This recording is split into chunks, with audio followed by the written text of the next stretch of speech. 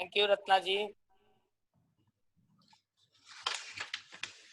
आज जो research methodology का ये चौथा लेक्चर है, पूर्व में जो दिए गए लेक्चर थे उसको भी मैंने सुना था, क्योंकि मैं चाहता था कि कुछ अलग होकर के बच्चों को बतावें, या जो चीज जो विद्वान नहीं बना पाए थे उसकी चर्चा करें, क्योंकि मूल रूप से रिसर्च मेथोडोलॉजी की शुरुआत जो सोशल साइंसेज में हुआ वो सोशियोलॉजी और साइकोलॉजी से ही हुआ था। वैसे हिस्टोरिकल स्टडीज तो सब जगह होते थे, बिना हिस्ट्री के तो कोई भी आप पास्ट के जो भी इवेंट्स हैं उसको नहीं जान पाएंगे, क्योंकि हम लोगों का मूल आधार भी वही रहता है और हाइपोथेसिस का भी जो डेवलपमेंट होता है वह उन्हीं आधारों पर होता है। तो नया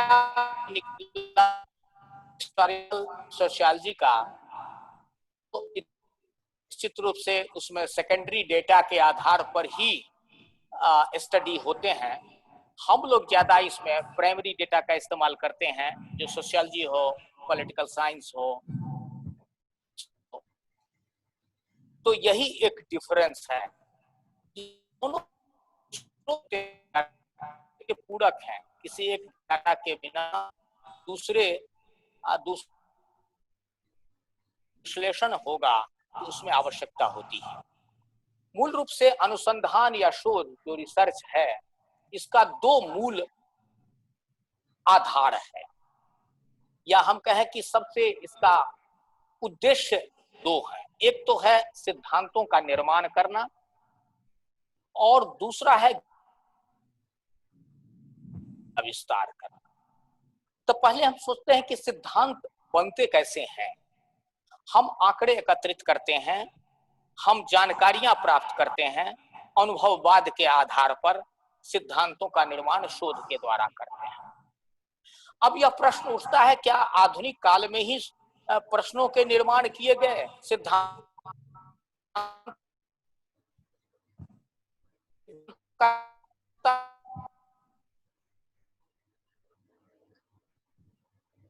कॉलेजेस में तो क्या सिद्धांत नहीं बनते थे? सिद्धांत बनते थे, सिद्धांत बनते थे।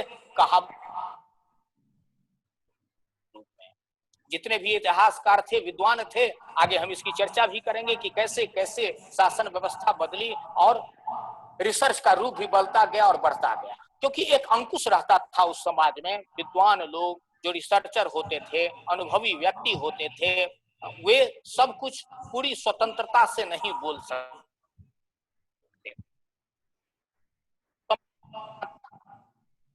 जो एक्सपीरियंस माध्यम से, कहावतों के माध्यम से कट रही है बीच बीच में आवाज।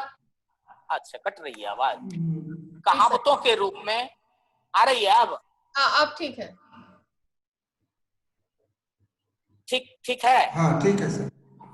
तो कहावतों के रूप में, मुहावरों के रूप में विद्वान जो थे वो अपने अपने सिद्धांत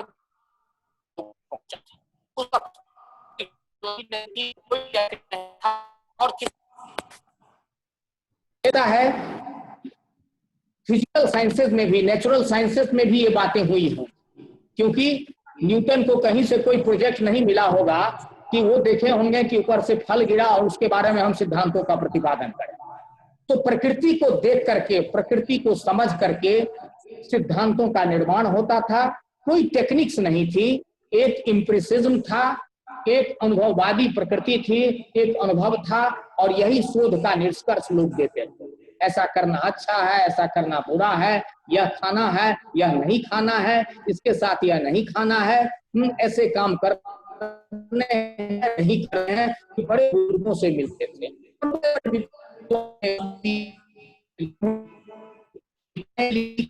उन्हें दोहे प्रस्तुत किए और इस तरह समाज को शिक्षित करने का प्रयास किया। तो यह भी एक सिद्धांत का रूप। जब आधुनिक काल आया तो फिर सिद्धांत के रूप बदलते गए। अब चूंकि सामाजिक सिद्धांतों की प्रकृति जो होती है वह भौतिक विज्ञानों की तरह नहीं होती है, रासायन विज्ञानों की तरह या जीव विज्ञानों की तरह नहीं होती है कि एक बार शोध हो गया और उसके जो फाइंडिंग्स रहेंगे वो कैद हो जाएंगे और वो चलते रहेंगे। सामाजिक विज्ञान समाज की प्रकृति जो है वह परिवर्तनशील है, समस्याएं बदल है, नए निर्माण। ज्योग्राफी में आप देखें, एक समय ऐसा था जब सभ्यता की शुरुआत हुई थी, नोमैडिज्म स्टेज था, हंटिंग और फूड गैदरिंग स्टेज था। वहां पर था कि जनसंख्या एक समस्या नहीं थी। अतः आज के प्राचीन काल में आप देखते हैं कि जितनी भी कहावतें हैं, आशीर्वचन के जो शब्द हैं, वो कि इन्हें पुत्र होना चाहिए, होना चाहिए, क्योंकि उन दिनों आदमी की कमी थी और जंगली जानवरों का भय था, प्रकृति डरना था, तो इस प्रकार के बिल थे। बाद में बदल गया, यहाँ तक कि सरकार ने भी कह दिया कि अब इतने ही बच्चे होने चाहिए। चीन ने तो और जबरदस्ती किया कि नहीं, इस प्रकार जनसंख्या सिद्धांत इस प्रकार से विकसित हुए कि समाज की प्रकृति बदल गई, परिवर्तन और विकास होता गया, नए नए सिद्धांतों का प्रादुर्भाव हुआ और पुराने सिद्धांतों की पुनर्परीक्षा की गई। पीवी यंग जैसे सोशलॉजिस्ट भी बोलते हैं कि नए तथ्यों की खोज और पुराने तथ्यों का को ही हम का निर्माण होता है, और जो कुछ पुराने तथ्य हैं उसको भी हम रिवीजन करते हैं, वेरिफिकेशन करते हैं और इसके आधार पर हम शोध को समझ सकते हैं। दूसरा जो इसका पक्ष है, क्योंकि सिद्धांत का तो एक लंबा समय है, कैसे कैसे सिद्धांत बने हैं, हाँ, एक ही क्लास में सब कुछ बता देना है।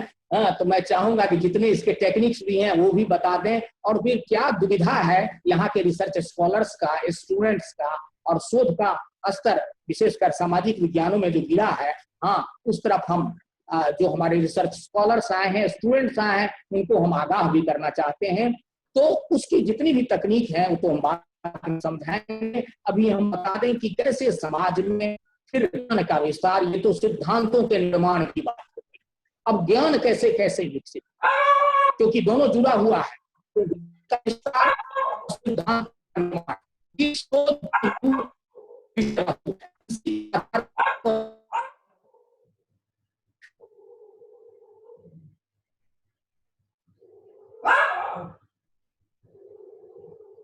सर आपकी आवाज नहीं आ रही है।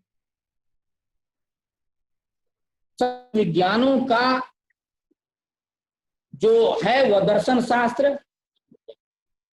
शास्त्र के द्वारा वह उसका जनक है, और ज्ञान मीमांसा के आधार पर सिद्धांतों का निर्वचन किया जाता था, उसका विश्लेषण किया जाता था।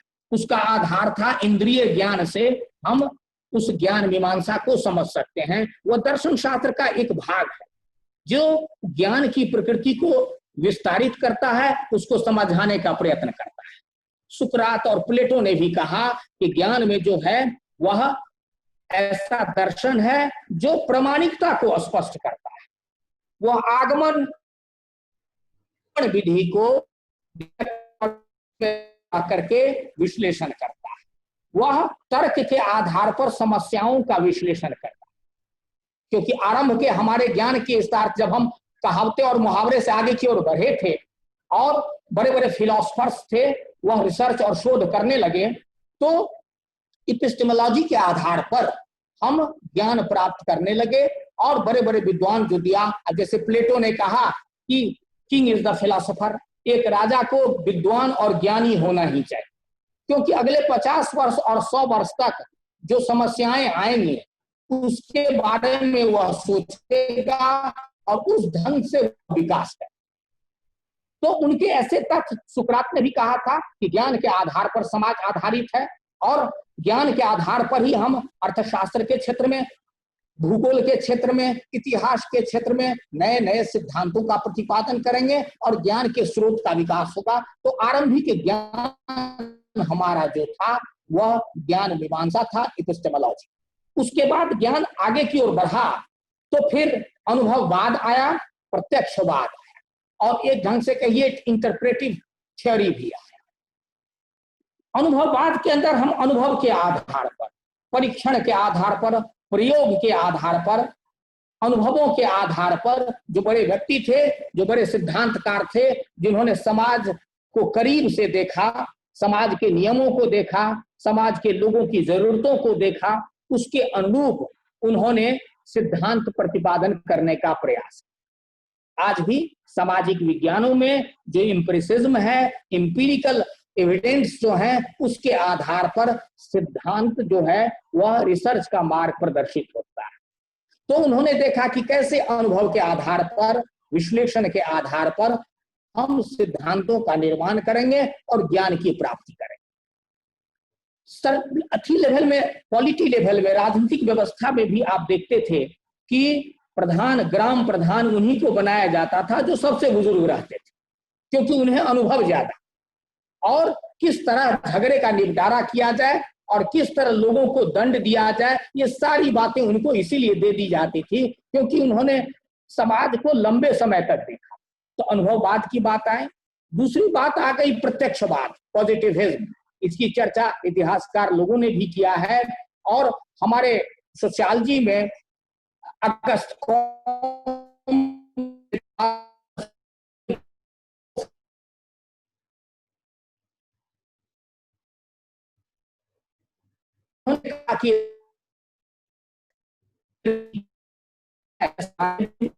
अध्ययन किया जाए, क्योंकि उस वक्त जब मानवाधिकार जैसी कोई बात नहीं थी, फ्रांसीसी क्रांति के बाद इक्विटी का जन्म हुआ, तो उन्होंने कहा कि क्यों ना समाज को भी वैज्ञानिक तरीके से अध्ययन किया जाए।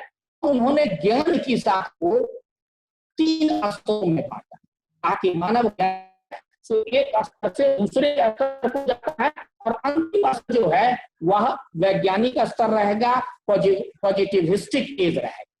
तो पहले एज को उन्होंने थियोलॉजिकल कहा, जो थियोलॉजिकल कहा कि मानव ज्ञान जो था वह सीमित था, प्रकृति के द्वारा, प्रकृति में होने वाली घटनाओं के बारे में उन्होंने भूत प्रेत इत्यादि बहुदेववाद जैसी प्रथाएं विकसित हुई, क्योंकि मानव का ज्ञान वहीं तक सीमित था, प्रकृति में होने वाली घटनाएं होती थी। वह समझता था कि कोई न कोई अदृश्य शक्ति है जो इस प्रकृति को संचालित कर रही है और वह व्यक्ति अदृश्य है, वह अलौकिक है, वह शक्तिशाली। ज्ञान की शाखा आगे की ओर बढ़ी, लोगों का नॉलेज बढ़ा और उसके बाद लॉजिक के आधार पर, जिसको उन्होंने मेटाफिजिकल स्टेज कहा था, उस स्टेज में आकर के देखा कि लोगों ने तर्क के आधार पर उसका विश्लेषण किया और कहा कि ऐसी कोई अदृश्य या अलौकिक शक्ति नहीं है जो कहीं ना कहीं समाज में काम करती है, तो इसलिए ज्ञान का स्रोत ये। तीसरा उनका पॉजिटिविस्टिक था, प्रत्यक्षवाद की बात कही, और प्रत्यक्षवाद में उन्होंने कहा कि प्रयोग, ऑब्जर्वेशन, एक्सपेरिमेंटेशन के आधार पर घटनाओं का हम परीक्षण करेंगे, एक्सपेरिमेंट करेंगे और तब देंगे कि इस कारण से ये घटनाएं घट गई। तो हर आदमी वैज्ञानिक अध्ययन की ओर जा रहा है। अब हम विज्ञान की बात करेंगे, मूल रूप से हम लोगों का विज्ञान से तात्पर्य रहता है कि ये साइंस और आर्ट्स का डिमार्केशन है कि वो फिजिक्स पढ़ते हैं वही विज्ञान पढ़ते हैं, सोशियोलॉजी इकोनॉमिक्स वाले विज्ञान नहीं पढ़ते हैं। तो सबसे पहले विज्ञान की परिभाषा की ओर चले जाइए। किसी भी क्रमबद्ध ज्ञान को विज्ञान कहते हैं। क्रमबद्धता जहां रहेगी, सिस्टमेटिकली जिसका भी स्टडी किया जाएगा, तो उसमें भविष्यवाणी करने की भी क्षमता रहेगी और वह विज्ञान की श्रेणी में आ जाए। तो अगस्त कॉम्टे ने भी ऐसा ही कहा, हर्बर्ट स्पेंसर ने भी कहा कि जैसे बायोलॉजिकल इवोल्यूशन होता है वैसे ही सोशल इवोल्यूशन होता है। जैसे सरलता से जटिलता की ओर व्यक्ति है, जैसे एक नवजात शिशु एक विशाल प्राणी हो जाता है, एक डिपेंडेंस उसका रहता है माँ बाप पर, फिर धीरे धीरे जाकर के वह स्वयं इंडिपेंडेंट हो जाता है। इसी तरह एक पौधा जो है वह भी धीरे धीरे आगे की ओर बढ़ता है। और समाज के बारे में भी उन्होंने कहा कि नोमैडिज्म स्टेज था, मिलिटरिज्म स्टेज था और उसके बाद सिविलाइजेशन का स्टेज आया। उन्होंने भी स्टेज बाय स्टेज नॉलेज की बात की कि नॉलेज का विकास जो हुआ है, अंत में सारे नॉलेज को, सभी ज्ञानों को वैज्ञानिकता।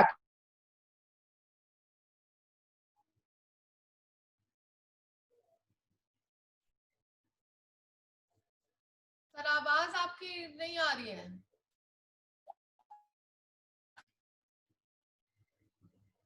सर आवाज नहीं आ रही है आपकी।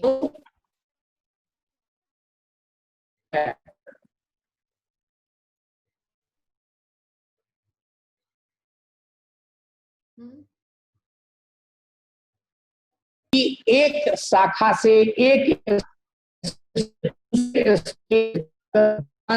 हो गया, उस विस्तार के आधार पर ही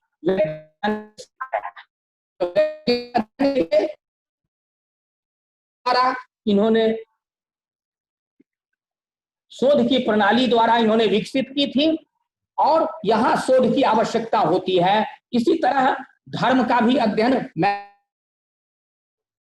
विश्व के 6 धर्मों का उन्होंने अध्ययन किया और उसके आधार पर उन्होंने बताया कि प्रोटेस्टेंट एथिक्स के कारण ही कैपिटलिज्म का जन्म। अब ऐसे कुछ उदाहरण हम दे रहे हैं कि सभी सामाजिक विज्ञानों में रिसर्च की आवश्यकता है और यह रिसर्च जो है वह नए तथ्यों की खोज से संबंधित है और इतिहास इस बात का कैसे कैसे स्टेजेस के आधार पर हम किसी भी रिसर्च को, किसी भी अनुसंधान को प्रतिपादित कर सकते हैं। जैसे लुंडबर्ग और पीवी यंग जैसे समाजशास्त्री थे,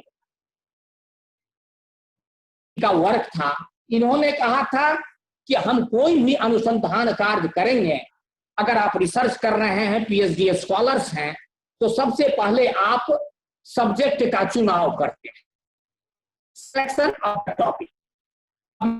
जो सब्जेक्ट का चुनाव होता है, जो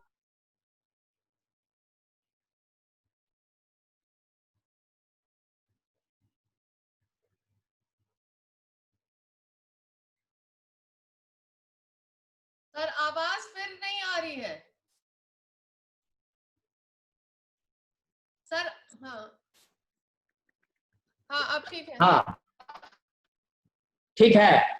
जी तो इन्होंने सर्टेन स्टेजेस की है, कैसे स्तरों के आधार पर रिसर्च के कुछ स्टेजेस होते हैं। पहला स्टेज उन्होंने कहा था कि सिलेक्शन ऑफ द प्रॉब्लम है, कि कैसे आप प्रॉब्लम का चुनाव करते हैं, समस्या का चुनाव करते हैं। समस्या का चुनाव भी 2 हद है, एक तो आपका पर्सनल चॉइस है कि आपकी रुचि है कि किस विषय में आप शोध करेंगे। दूसरा है अगर सरकारी कोई समस्या है, सरकार द्वारा कोई टॉपिक्स दिए गए हैं कि तो वो एक उसके या किसी ऑर्गेनाइजेशन द्वारा आपको दिया गया, तो उसके आधार पर वो आप विषय का चुनाव करते हैं। दूसरा है कि रिव्यू ऑफ द लिटरेचर। अब इस जो आपका अध्ययन का विषय है, उस अध्ययन के विषय के संबंध में कहां कहां से पूर्व में अध्ययन हो चुके हैं और पूर्व में किए गए अध्ययनों की आपको समीक्षा करनी, कि उन बड़े विद्वानों ने, उन बड़े शोधकर्ताओं ने वह शोध किया है और उनके शोध से अलग आपका यह शोध है। क्योंकि यह पहले ही पीवी यंग जैसे विद्वानों ने कहा था कि discovering new facts and the verifying old facts. तो पुराने तथ्यों, ऐसा नहीं है कि किसी एक यूनिवर्स का स्टडी कर चुका किया जा चुका है तो फिर उसका अध्ययन नहीं हो सकता, क्योंकि सामाजिक घटनाएं, समाज एक परिवर्तनशील व्यवस्था है। हमारे राजनीतिक क्षेत्र में, आर्थिक क्षेत्र में अनेक तब्दीली, आर्थिक समस्या, राजनीतिक समस्या का अध्ययन किया गया है।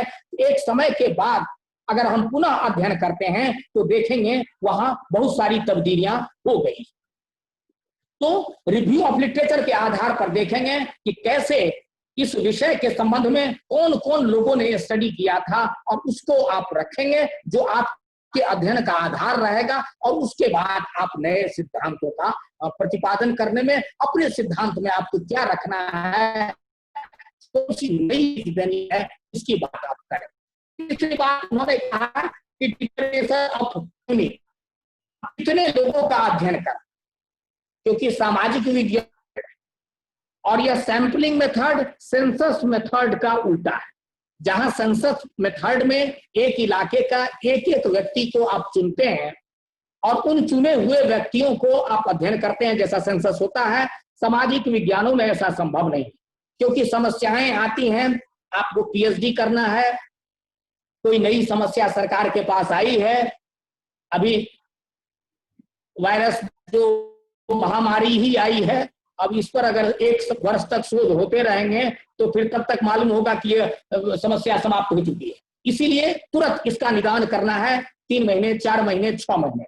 तो हम यूनिट का सैंपलिंग मेथड से हम उसका चुनाव करते हैं। इस सैंपलिंग मेथड के भी अनेक रूप हैं और उसके आधार प्रोबेबिलिटी सैंपलिंग है, नॉन प्रोबेबिलिटी सैंपलिंग है, हाँ, उसमें आपको रैंडम सैंपलिंग है, स्ट्रेटिफाइड रैंडम सैंपलिंग है, पर्पसिव है और कन्वीनियंट भी है।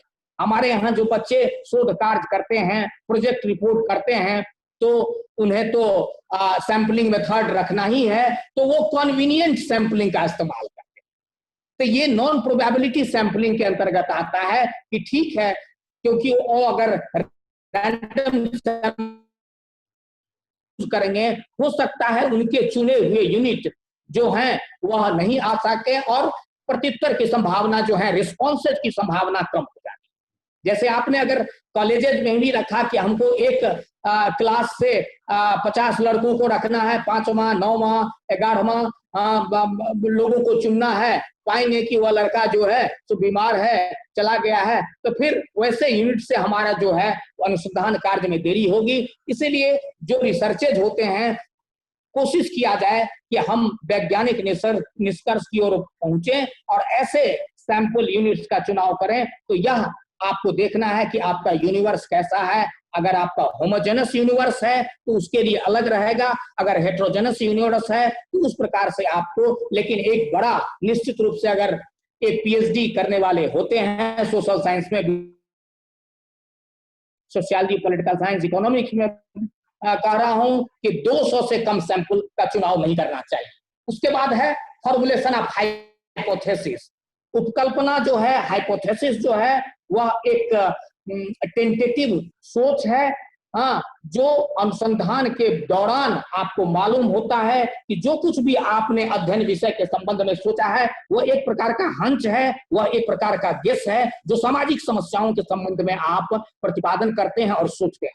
तो अनुसंधान कार्य से पूर्व, क्षेत्र में जाने से पूर्व, जो कुछ भी उस समस्या के बारे में आप सोचते हैं, सपोज आप देखते हैं कि किसी इलाके में अगर मसौढ़ी या धनौरा के किसी इलाके का आपको अध्ययन करना है, आपका वह स्टडी यूनिवर्स है, तो आपको वहां अपराधियों का अध्ययन करना है। तब अपराधियों का अध्ययन है तो आप वहां पत्रिकाओं से या अन्य प्रकार के सोर्सेज से मालूम करते हैं, वहां के लोगों से पूछते हैं कि भाई क्यों अपराध हो, खेती बाड़ी ठीक से नहीं होती है क्या, वहां की उपजाऊ भूमि नहीं है क्या, वहां सरकार द्वारा संसाधन उपलब्ध नहीं है। ये सारे 2-3 उपकल्पनाएं आपकी मस्तिष्क में आती हैं और उनको आप रखते हैं, जिसको अध्ययन के दौरान उसकी टेस्टिंग होती है कि वह जो कुछ भी आपने सोचा है वह सही है या गलत है। तो अनुसंधान को का मार्ग निर्देशन करती है वो उपकल्पना। तो उपकल्पना भी एक स्टेजेस के अंतर्गत आपको आ जाता है। उसके बाद है आपको डिटर्मिनेशन ऑफ स्टडी एरिया, कितना बड़ा एरिया है, ज्योग्राफिकल एरिया आपको लेना है, क्योंकि एरिया यह डिपेंड करता है, अगर गवर्नमेंट द्वारा स्पॉन्सर्ड है तो सरकार ही तय करती है कि इतना बड़ा यूनिवर्स आपको दिया गया है, यहाँ आंकड़े एकत्रित करना है आपको और उससे लाना है, क्योंकि गवर्नमेंट के भी स्पॉन्सर्ड प्रोग्राम होते हैं, जैसे बीपीएल से रिलेटेड होते हैं, आपको कितने भी अनुदान जो होता है शेड्यूल कास्ट शेड्यूल ट्राइब्स के लिए जो छात्रवृत्तियां संबंधी रहती हैं, उनका इलाका फिक्स रहता है, आपको अलॉट किया गया है। लेकिन आप जो अनुसंधान करते हैं तो आपका समग्र कितना बड़ा रहेगा वह आपके इकोनॉमी पर डिपेंड करता है, और उस ढंग से आप अपने स्टडी ज्योग्राफिकल एरिया को लेंगे कि वह एक डिस्ट्रिक्ट रहेगा कि कोई एरिया रहेगा, कोई विलेजेस रहेगा या कोई सब डिवीजन रहेगा। यह डिपेंड करता है कि अनुसंधानकर्ता पर, जो अनुसंधान करते हैं या जो उसके ऑब्जर्वर हैं, जो उनके सुपरवाइजर हैं, वो उसको देखते हैं। उसके बाद है सिलेक्शन ऑफ रेस्पोंडेंट्स। तो सेंसस मेथड, जैसे मैंने पहले ही कहा है कि वह एप्लीकेबल नहीं होगा सामाजिक समस्याओं के लिए, सामाजिक अनुसंधान के लिए, राजनीतिक अनुसंधान के लिए। आप देखते भी हैं कि जो प्री पोल सर्वे होता है, हाँ, या उसमें भी प्रत्येक व्यक्ति से नहीं पूछा जाता है, कम से कम 20, 25, 30 या 50 जो बूथ पॉलिटिकल बूथ्स होते हैं वहां से निकलते हैं, पहले उनसे पूछते हैं कि आपने किसे वोट दिया नहीं दिया। या प्री पोल भी होता है तो पूछ जाता है कि आपको दे रहे हैं, तो उनका भी एक एरिया फिक्स रहता है। उससे बड़ा वो चाहेंगे कि पूरी एक कंस्टिट्यूएंसी का हम नहीं कर सकते हैं, और उसके आधार पर वह इन्फ्रेंस ड्रॉ करते हैं कि इस इलाका में इस प्रकार के वेव हैं, करंट हैं, या आर्थिक जीवन में भी हम देखते हैं कि आर्थिक समस्याओं के बारे में देखते हैं, या स्थानीय कुछ समस्याएं होती हैं उसके बारे में भी हम देखते हैं। तो सैंपलिंग के साइज के आधार पर वो डिपेंड करता है। उसके बाद हम देखते हैं कि किस प्रकार के टूल्स से आपको स्टडी करना है। ऑब्जर्वेशन रखना है, इंटरव्यू मेथड को यूज करना है, केस स्टडी मेथड को यूज करना है, या क्वेश्चनर मेथड को यूज करना है, या टूल्स जो उसके होंगे कि किन से टूल्स और टेक्निक्स के आधार पर आप स्टडी कीजिएगा, और आपका आकार कैसा। इसमें दो बातें होती, एक तो कभी कभी होता है कि एक पायलट स्टडी किया जाता है। अगर बहुत बड़ा इलाका आपको दे दिया गया है, पूरा वैशाली एरिया दे दिया गया है, पूरा तिरहुत एरिया दे दिया गया है, तो आप चाहेंगे कि एक पायलट स्टडी करें, एक छोटा सा उसका इलाका ले लें और उसका पूर्ण सारे यूनिट्स का स्टडी कर दें, और उसके आधार पर हम देखेंगे कि इस पूरे एरिया में हमें कौन कौन सी कठिनाइयां आएंगी, और उसके निष्कर्ष के आधार पर एक बड़े समग्र में आप समस्याओं का अध्ययन करते हैं। उसके बाद ऑब्जर्वेशन इंपॉर्टेंट है, और ऑब्जर्वेशन का वह पार्ट विशेषकर जो पार्टिसिपेंट ऑब्जर्वेशन है वह ज्यादा महत्वपूर्ण है, जिसके कारण कठिनाइयां ज्यादा होती हैं, वह संभव नहीं है। तो ऑब्जर्वेशन का वह रूप कि आप उस क्षेत्र में जाते हैं, लोगों को बिहेवियर को ऑब्जर्व करते हैं, उसके पॉलिटिकल इकोनॉमिक स्टैंडर्ड को, और उसके आधार पर डालते हैं। इसमें एक इस ऑब्जर्वेशन टेक्निक्स के बारे में जो फेमिनिस्ट मूवमेंट वाले आए थे, उन्होंने अपने अलग विचार रखे। उन्होंने कहा कि जो नारीवादी शोध है, उस नारीवादी शोध में जितने भी शोध की तकनीकी विकसित की गई है वह पैट्रियार्की पर आधारित है, वह पुरुष प्रधान समाज द्वारा बनाए गए हैं, इसलिए हम उन शोध उपकरणों द्वारा, तंत्रों द्वारा अध्ययन नहीं करें। तो नारीवादी अध्ययन के लिए, महिलाओं की समस्याओं के लिए एक अलग रिसर्च मेथोडोलॉजी होना चाहिए, और उन्होंने कहा कि उस रिसर्च मेथोडोलॉजी में पार्टिसिपेंट ऑब्जर्वेशन होना चाहिए।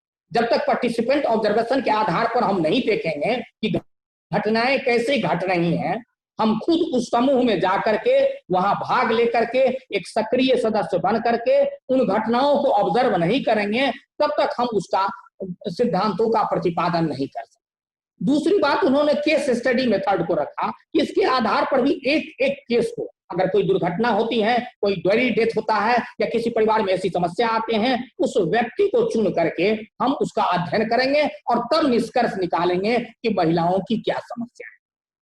तो विशेषकर इस पार्टिसिपेंट ऑब्जर्वेशन को जो फेमिनिस्ट स्टडी वाले हैं, वुमेन एजुकेशन वाले हैं, वो लोग कहते हैं, और जितनी भी तकनीक विकसित की गई है सोशल साइंटिस्ट द्वारा, वह सब मेल ओरिएंटेड है, मेल डोमिनेटेड है, और उनकी भावनाओं पर आधारित है। अगर साक्षात्कार करने कोई व्यक्ति किसी परिवार में जाता है तो निश्चित रूप से जो उसके हेड ऑफ द फैमिली होते हैं वो मेल ही होते हैं, उनसे पूछा जाता है, और जो महिलाएं अगर वहां रहती भी हैं उनको कहा जाता है कि नहीं तुम अंदर जाओ, या तुम चाय वाय की व्यवस्था करो। तो इस आधार पर हम एक पक्षीय अध्ययन ही कर पाते, उनके मनोभाव को नहीं पूछ पाते, या अगर उनके सामने भी हम साक्षात्कार करेंगे तो निश्चित रूप से जो उनकी भावनाएं हैं जो पेट्रियार्की के विरुद्ध वो नहीं बोल पाए।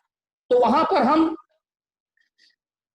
क्वालिटेटिव स्टडी से स्टडी करते हैं। आगे हम बताएंगे कि क्वांटिटेटिव और क्वालिटेटिव का क्या ये डिफरेंस है, कि क्वालिटी के आधार पर, गुणों के आधार पर हम अध्ययन करेंगे। अगर एक भी यूनिट, एक भी सैंपल, एक भी व्यक्ति उस प्रकार के उदाहरण को पेश करते हैं तो हम मानेंगे कि महिलाओं की समस्याएं ये हैं।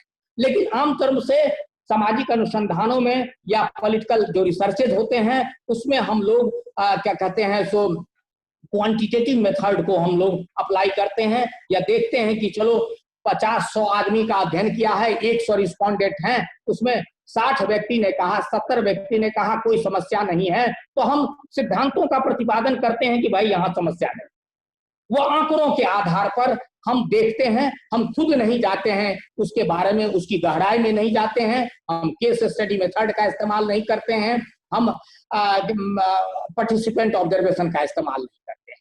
तो ये अध्ययन हम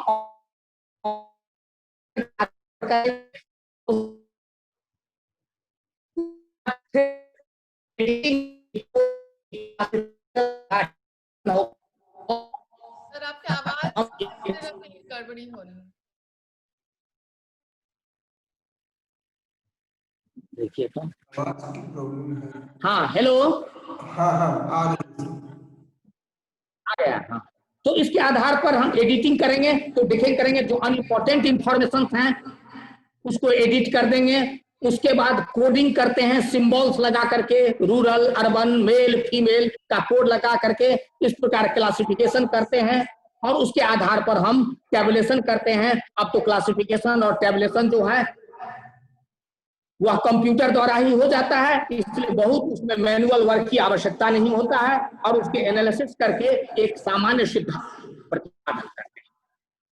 तो इस तरह इस स्टेजेस के आधार पर, इस विभिन्न अनुसंधान के स्तरों के आधार पर हम निष्कर्ष प्रतिपादन करते हैं। दूसरी एक बात आती है कि इसका यूजेस कहां कहां होता है।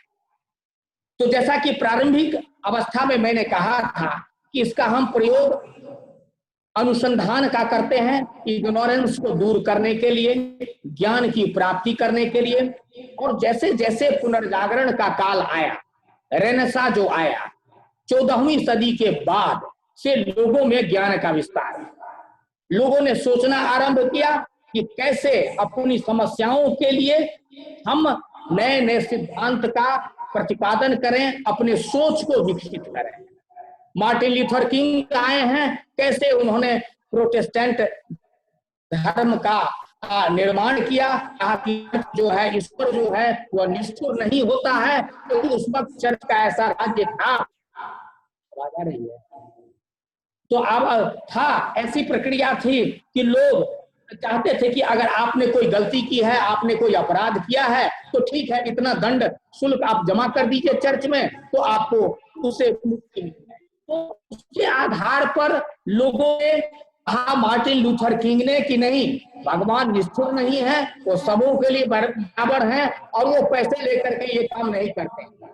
आप सभी के अंदर में ईश्वर है। और इस तरह कैथोलिक और प्रोटेस्टेंटिज्म में बहुत लंबी लंबी लड़ाइयां हुई, और अंत में जाकर के एक नए ज्ञान, या हम कहते हैं ईसाई धर्म में एक नए प्रकार के वैज्ञानिक युग का जन्म हुआ। इसी तरह हम देखते हैं पॉलिटी जो है, सरकार जो है, चाहे वो गैलीलियो थे, कोपरनिकस थे, कैसे सरकार ने कहा था, जो उन्होंने सिद्धांतों का प्रतिपादन किया उस पर पूरी क्रिश्चियन कम्युनिटी बिगड़ गई, जेल तक में भी डाल दिया गया। तो सिद्धांतों के प्रतिपादन में, ज्ञान के विकास में इस प्रकार की बाधाएं आने लगी। तो जो जो डेमोक्रेटिक सेटअप आया, विशेष करके जब फ्रांसीसी क्रांति हुई है, नए युग का जन्म हुआ है, मानवाधिकार का जन्म हुआ है, ह्यूमन राइट्स आया है, तो कैसे कैसे नए नए सिद्धांतों का प्रतिपादन हुआ। तो मूल रूप से हम नया नॉलेज प्राप्त करते हैं, उसके लिए रिसर्च की उपयोगिता बढ़ जाती है। हाँ, इसमें भी कुछ अप्लाइड रिसर्च होते हैं, कोई प्योर रिसर्च होते हैं। प्योर रिसर्च के अंतर्गत आता है जो कहीं भी उसका अप्लाइड यूज नहीं होता है। हम सोशल सर्वे और सोशल रिसर्च करके दो बातें आ जाती हैं, एक सर्वे रहता है, एक रिसर्च होता है। सर्वे का संबंध है एक निश्चित एरिया, एक डिफिनिट लोकेलिटी में अगर कोई प्रॉब्लम आया है तो उसका स्टडी करना है और फिर सिद्धांत का निर्माण करना है, वो सर्वे होता है। जैसा कि आप देखते हैं जमीन का सर्वे होता है, इलाके का सर्वे होता है, तो उसी तरह एक निश्चित एरिया से इसका संबंध होता है। कोई डिफिनिट एरिया में कोई समस्याएं व्याप्त हुई हैं, उस एरिया को हम सारे यूनिट्स का स्टडी करते हैं और उसके बारे में सिद्धांत का प्रतिपादन करते हैं। और उस सिद्धांत के प्रतिपादन में उस एरिया के बारे में हम यह निष्कर्ष भी देते हैं कि इस समस्या का निदान कैसे हो। एक आधार वह होता है।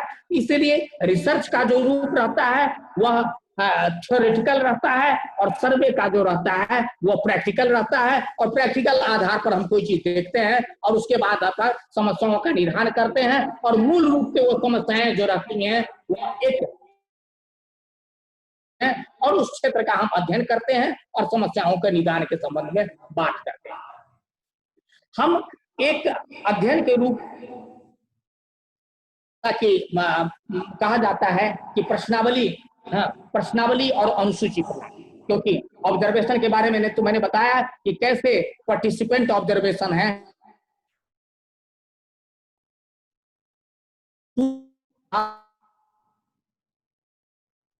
सर आवाज नहीं आ रही है फिर।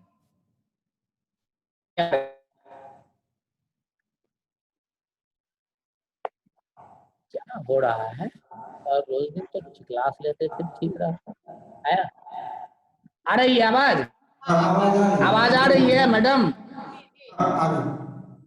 जी आ रहे। तो कैसे हमें बताया था कि ऑब्जर्वेशन में पार्टिसिपेंट ऑब्जर्वेशन जो है उसकी उपयोगिता ज्यादा होती है। इसी तरह हम इंटरव्यू मेथड में भी अगर मीडिया का स्टडी करना है तो फोकस्ड इंटरव्यू के आधार पर उसका स्टडी करते हैं।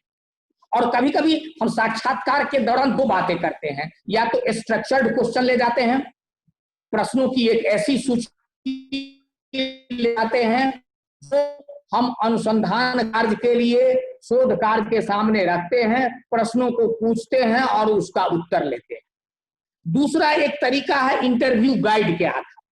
कभी कभी ऐसा होता है कि प्रश्नों की सूची आपके पास है, आप रेस्पोंडेंट के पास जाते हैं तो बहुत सारे प्रश्नों का जवाब नहीं दे पाएगा, या देखेगा कि यह व्यक्ति हमारे सारे रिस्पॉन्सेज को लिख रहा है, उसको उसका भय भी होगा, वह डर भी का। इसलिए एक इंटरव्यू के आधार पर स्टडी किया जाता है।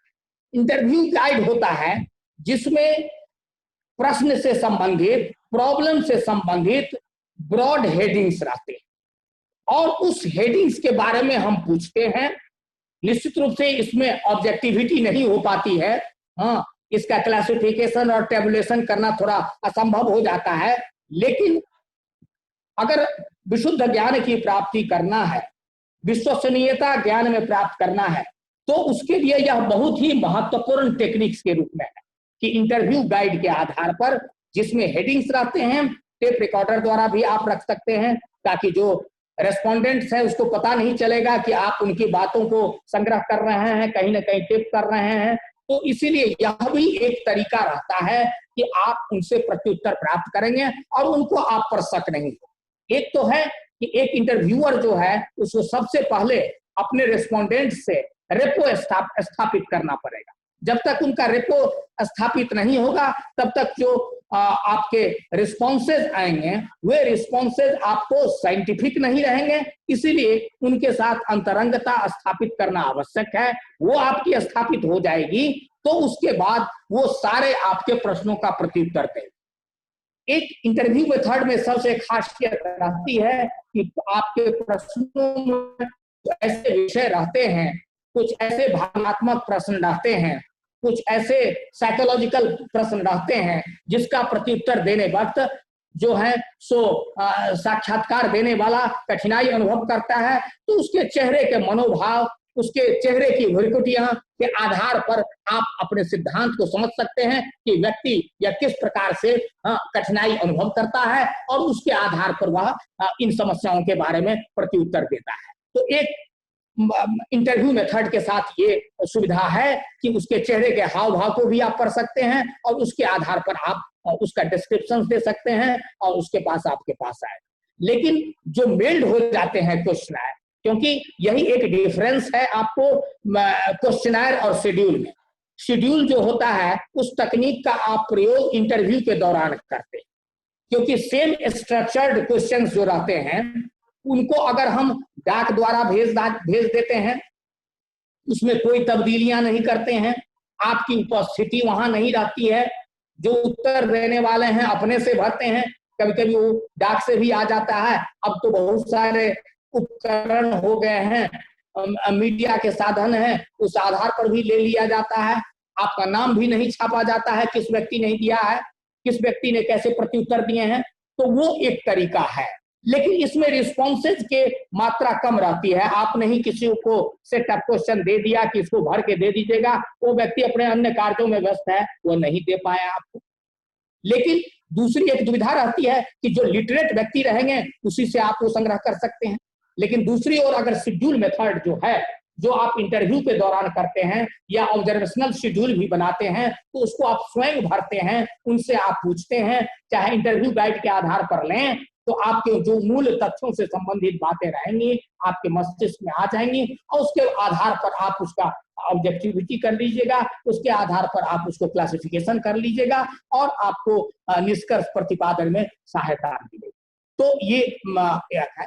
तीसरा, आप जैसे केस स्टडी मेथड है, केस स्टडी मेथड में आप जानते हैं किसी व्यक्ति विशेष के अध्ययन से वह संबंधित है, चाहे कोई महापुरुष हो, कोई विद्वान हो, कोई लेखक हो, उनकी जीवनी के बारे में दो तरीके से अध्ययन हो सकता है। अगर वो व्यक्ति जीवित हैं तो आप उनसे पूछते हैं, बातचीत करते हैं, और अगर वो नहीं है तो उनके द्वारा जो लिखी हुई कविताएं हैं, कहानियां हैं, जो शोध पत्र है, उसको एक साथ रख करके उनके व्यक्तित्व के बारे में आप अध्ययन करते हैं। और मूल रूप से जो लाइब्रेरी मेथड होता है, हिस्टोरिकल मेथड के आधार पर भी स्टडी ऐसे होते हैं, बड़े बड़े विद्वानों के बारे में हम स्टडी करते हैं और उसके आधार पर हम निष्कर्ष का प्रतिपादन करते हैं। मूल आधार जो हम जानते हैं अगर एक वैज्ञानिक अनुसंधान के लिए, वह सबसे ज्यादा इंपॉर्टेंट यह रहता है कि आप सैंपलिंग का चुनाव किस रूप से करते हैं।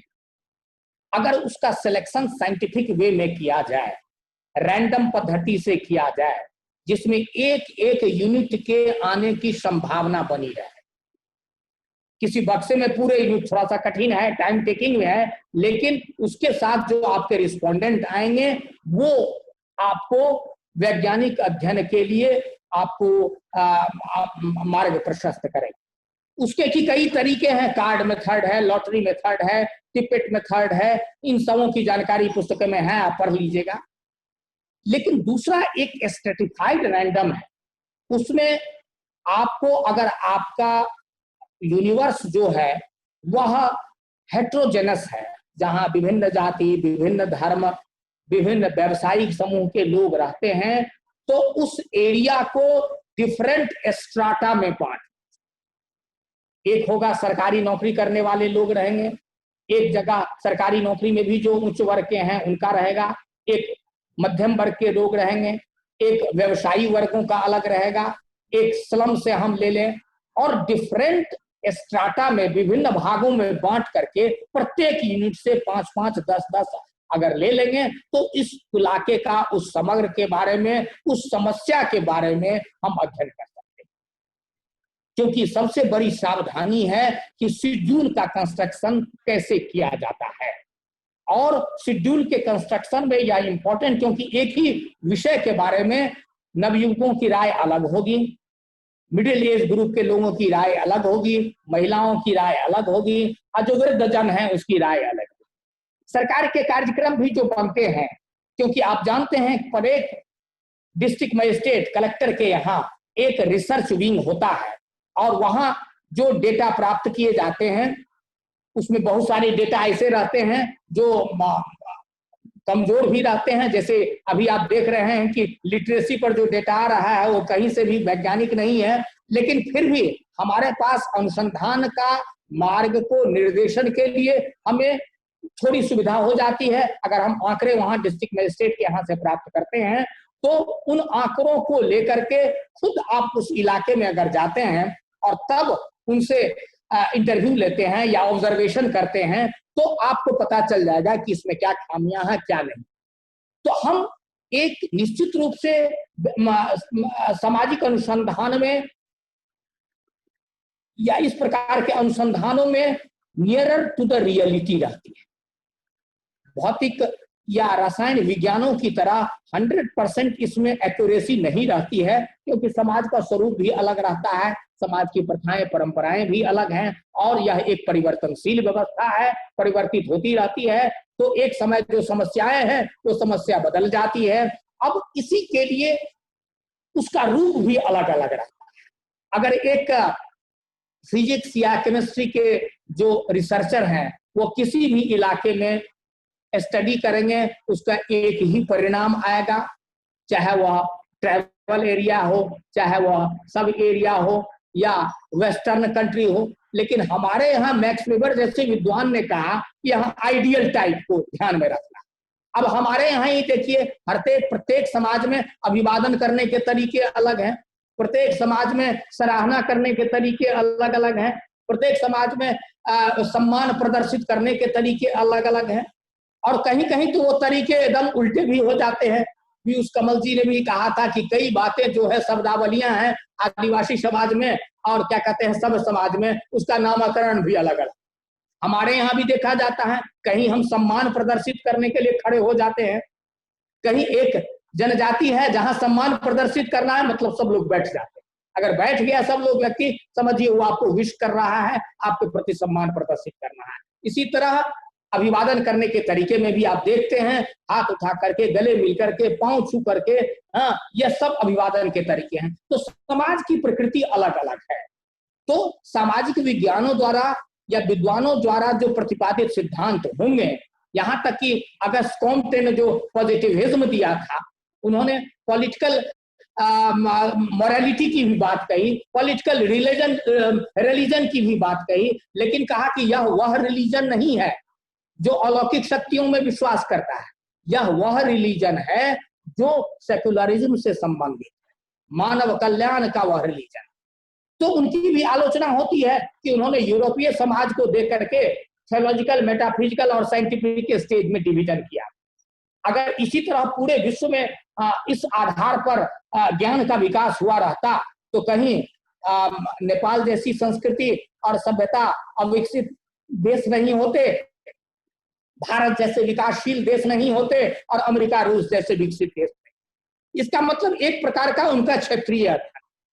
तो हम क्षेत्रीय अध्ययन के आधार पर ही निष्कर्षों का प्रतिपादन करते हैं।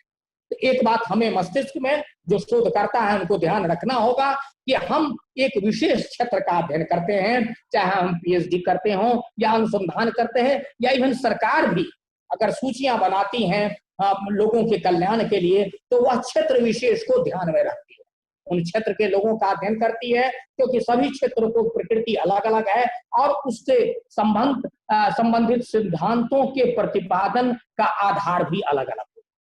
तो हम आइडियल टाइप के आधार पर, जो मैक्स वेबर ने कहा था कि समाज में कैपिटलिज्म आया, वह यूरोप में ज्यादा आया, वहां आया जहां प्रोटेस्टेंट धर्म लोग मानते हैं, ईसाई ज्यादा धर्म मानते हैं, तो वहां पूंजीवाद का विकास हुआ।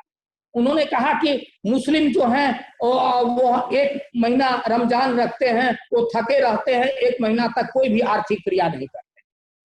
हिंदुओं में पर्व त्योहार बहुत ज्यादा होता है तो आर्थिक क्रियाएं कम होती हैं। उसके बाद इसी तरह कन्फ्यूशियस धर्म का अध्ययन किया, इसी तरह बौद्ध धर्म का भी अध्ययन कहा। उसमें इतना है कि आपको भौतिकता के प्रति आपकी नेगेटिविटी है। हमारे यहाँ आश्रम व्यवस्था है, सन्यासी हो जाना है तो आपको धन क्यों इकट्ठा करना है, इसलिए आपको एक दिन चला जाना है, या पहले से ही मस्तिष्क में रख दिया गया। आपको सूद के पैसे नहीं खाना है, इस्लाम में ऐसा कहा गया। कन्फ्यूशियस धर्म में था, कहा कि सब कुछ राजा का है, आपको अपने व्यक्तिगत धन संग्रह तो करना नहीं है। तो इस प्रकार के सबके धार्मिक आचार व्यवहार थे, धार्मिक नियम थे, जिसके कारण पूंजीवादी का विकास नहीं। प्रोटेस्टेंट धर्म में यही था, God is almighty, work is worship, work is virtue, Calvin के सिद्धांत थे। सब लोगों ने कहा, इन्होंने मार्टिन लूथर किंग ने कहा कि नहीं, एक दिन सिर्फ ईश्वर की पूजा करना है और वह संडे को संडे चर्च में जाना, और कोई पर्व त्योहार नहीं। आप देखते हैं क्रिश्चियनिटी में पर्व त्योहार भी कम है, और उसके आधार पर उन्होंने कहा कि ईश्वर की पूजा करना ही सबसे बड़ा धर्म है। ईश्वर ने जो आपको काम दिया है, उस काम को आप सफलतापूर्वक कीजिए तो निश्चित रूप से आपको ईश्वर की प्राप्ति होगी, और कोई तरीका नहीं है ईश्वर की प्राप्ति करने का। आप से वो काम कीजिए, उसको बेचिए, समय पर शॉप आइए और उचित मूल्य लीजिए, उसी से आपको ईश्वर मिल जाएगी। और इस तरह पूंजीवाद का विकास हुआ है। उन्होंने कुछ गांवों का भी अध्ययन किया, हालांकि कैथोलिक धर्म में ऐसी बात नहीं है, उसमें ज्यादा समर्पण की बात है, ज्यादा त्याग की बात है, उस प्रकार के धन संग्रह की बात नहीं है। लेकिन मैक्स वेबर ने अपने सिद्धांत में कहा कि कैसे एक क्षेत्र का धर्म जो है वह लोगों को बाध्य करती है कि उसे कैसे जीना चाहिए, कैसे नहीं जीना चाहिए। अब सिद्धांतों के प्रतिपादन में हम देखते हैं कि जैसे जैसे सिद्धांतों का प्रतिपादन हुआ है, कार्ल मार्क्स या हम जो रिसर्चेज हुए हैं, जो नए नए सिद्धांतों का निर्माण हुआ है, वो व्यक्ति आज के द्वारा हम सिद्धांतों का निर्माण करते हैं शोध के माध्यम से। लेकिन पूर्व के जितने भी शोधकर्ता मिले हैं, चाहे प्लेटो हो, अरिस्टोटल है, कार्ल मार्क्स थे। कार्ल मार्क्स ने डिक्टेटरशिप ऑफ प्रोलेटारिएट का सिद्धांत दिया। उनको कहीं नहीं मालूम था, कहीं किसी स्टेट से, कहीं किसी व्यक्ति से वो स्पॉन्सर्ड नहीं थे कि ऐसे सिद्धांत बनाइए, इनके सिद्धांत के आधार पर बोल्शेविक क्रांति होगी, रूस में क्रांति होगी, साम्यवादी, अब चीन में उसकी स्थापना होगी, या कहीं उन्होंने नहीं सोचा था। बस उन्होंने कहा कि एक ऐसा समाज बनेगा जहां इस प्रकार से आएगा कि सब लोग समान रहेंगे, क्योंकि समाज का जो रूप है, आरंभिक रूप है, जो प्रिमिटिव स्टेज था उसका, वह इक्वलिटी का था। और धीरे धीरे विभिन्न प्रकार के उद्विकासीय स्तर के आकर के जाते जाते हम उस स्टेज पर पढ़ेंगे कि पुनः जो हो जाएगा पूरी समानता हो जाएगी। तो सिद्धांतों का निर्माण आज के युग में, प्राचीन काल में सिद्धांतों का रूप अलग था, उसका आकार अलग अलग था। आज जो सिद्धांत का निर्माण होता है, रिसर्च जो होते हैं, सर्वे जो होते हैं, मूल रूप से वह सर्वेक्षण का आधार रहता है, सोशियो इकोनॉमिक प्रॉब्लम से रिलेटेड रहता है, साइंटिफिक मेथड का यूज तो होता है, और मूल रूप से इसका प्रयोग मैनेजमेंट साइंटिस्ट भी करते हैं, क्योंकि किसी भी प्रोडक्ट के लॉन्च करने में उस प्रोडक्ट के बारे में जो कंज्यूमर है उनका क्या एटीट्यूड है, वो क्या चाहते हैं, किसी भी, जैसे एक सोशल साइंटिस्ट के लिए उनका समग्र जो है उनका यूनिवर्स है, सोसाइटी है, उनकी प्रयोगशाला सोसाइटी है, उसी तरह एक मैनेजमेंट साइंटिस्ट जो होते हैं वो अगर जाते हैं, क्योंकि मार्केटिंग पर ही रिसर्च ज्यादा होते हैं, उसी के आधार पर ब्रांडिंग पर, लेवलिंग पर जो चेंजेज आते हैं वो इसी रूप में आते हैं, और वे भी इस रूप रिसर्च के आधार पर ही लोगों की मनोवृत्तियों का मापन करते हैं। एक शॉपिंग मॉल में चले गए, 1, 2, 3 साड़ी को देख रहे हैं कि गृहणियां सामान खरीदती हैं, लेके आ रही हैं, सबसे आप पूछिए कि भाई इस प्रकार का आप डिटर्जेंट क्यों रहे हैं, ऐसे सोप का इस्तेमाल क्यों कर रहे हैं, इस प्रकार के शैम्पू का इस्तेमाल क्यों कर रहे हैं, और वो फीडबैक लेते हैं। और फिर अपने ऑर्गेनाइजेशन को देखते हैं कि भाई देखिए इस प्रकार की रुचि है लोगों का, आप अपने जो आपके प्रोडक्ट है उसमें आप अपना बदलाव लाइए, और उसके आधार पर तो इस सिद्धांतों का प्रतिपादन करें। तो कहने का मतलब है कि मैनेजमेंट में भी इसकी उपयोगिता है, पत्रकारिता में भी उपयोगिता है, और आप भी देखते हैं कि किसी भी समस्या के संबंध में आप देखते हैं कि टीवी पर आ जाता है कि इसके पक्ष में और विपक्ष में आप दीजिए क्या हुआ है, नहीं हुआ है, और आप उसको देते हैं, बटन डालते हैं, फिर दूसरे दिन निष्कर्ष निकालता है। इसी तरह अमेरिका जैसे कंट्रीज में चुनाव भी इसी तरह होता है, पहले रेफरेंडम होते हैं, लोग देखे जाते हैं, तो राजनीति का स्तर पे इस प्रकार की बातें आती हैं। तो सोशल रिसर्च का जो है एप्लीकेशन जो है वह सभी इकोनॉमिक्स में, सोशियोलॉजी में, पॉलिटिकल साइंस में, सोशल वर्क में, हिस्ट्री में, सब जगह इसका प्रयोग होता है। और इसका अगर सावधानी से रिसर्च स्कॉलर्स इसको रूप को पकड़े, हाँ, अपने से रिसर्च करें।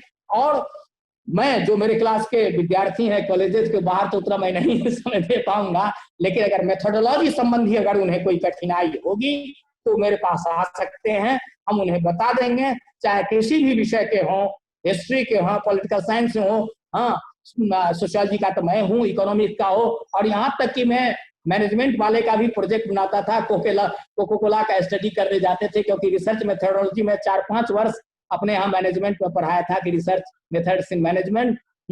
तो क्वेश्चनर तैयार होता था और बच्चे जाते थे और वहां से लेकर के आते हैं। तो आप भी कीजिए, ठोस रूप से अपने से काम कीजिए, और इस तरह आपको ज्ञान भी मिलेगा और समाज को भी आप कुछ दे पाएंगे। अब आप लोगों को कोई दुविधा हो, बहुत सारी बातें को हम बोले हैं, तो आप बताइए, हमको पूछिए कि क्या क्या डाउट्स हैं, कौन कौन सी दुविधा है, और क्या आप जानना चाहते हैं पूरे रिसर्च के बारे में। जो रिसर्च स्कॉलर्स हैं, स्टूडेंट्स हैं, हाँ, तो आप पूछ सकते हैं। आप लोगों में से किसी को प्रश्न पूछना है सर से? 5 बज गया, रेज योर हैंड्स और 5 बज गया। अनम्यूट किया जाएगा जिसको भी प्रश्न पूछना है। And you can